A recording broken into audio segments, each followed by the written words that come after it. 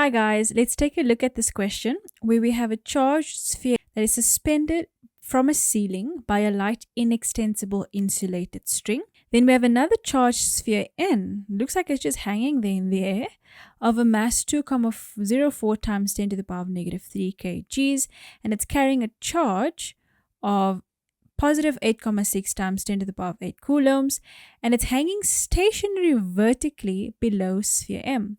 The centers of the spheres are 0,3 meters apart. So, state Coulomb's law in words. So, Coulomb's law is the magnitude of the electrostatic force exerted by one point charge on another is directly proportional to the product of the magnitudes of the charges and inversely proportional to the square of the distance between them. 7.2. State whether the charge on M is positive or negative. It is going to be negative because there is some attraction there. So that's going to be negative because that is positive. There is attraction there. 7.3. Draw a labeled free body diagram of force sphere N. So they want all the forces that's acting on N, and they want a free body, so they want the circle. So there's going to be weight that's acting on it, and the electrostatic force, M on N, and they're going to be equal.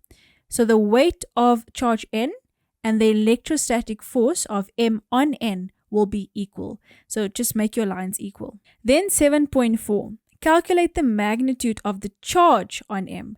So we only have the distance and the charge of N and the constant. But now we have two unknowns. We have the charge of M unknown, but we also have the electrostatic force of M on N unknown.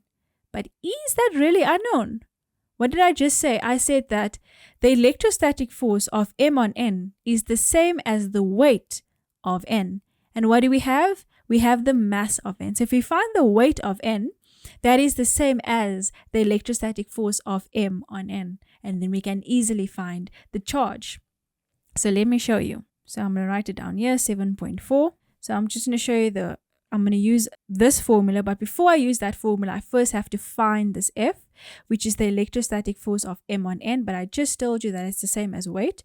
So I'm first going to calculate the weight of N, which is going to be M times G. So they've given us the mass of 2,04 times 10 to the power of negative 3, and our gravitational force is a constant on our formula sheet, 9.8.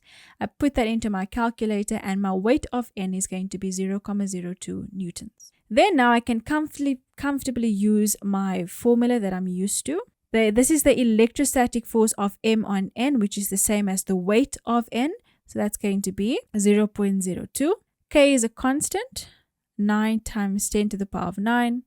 We don't have the charge of M. That's what we're looking for. And the charge of the charge of N was given as positive 8,6. Positive 8,6 times 10 to the power of negative 8. And remember, I forgot my radius. How could I forget that? I have to divide by the distance between them squared. And the distance between them is 0,3.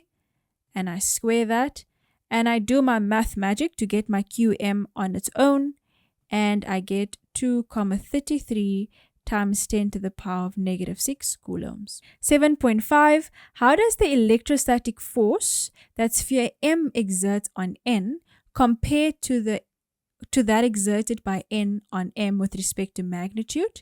The electrostatic force will be equal for magnitude, but the direction will be opposite. They will be in opposite directions, but their magnitudes will be exactly the same. And that's it, guys. See ya.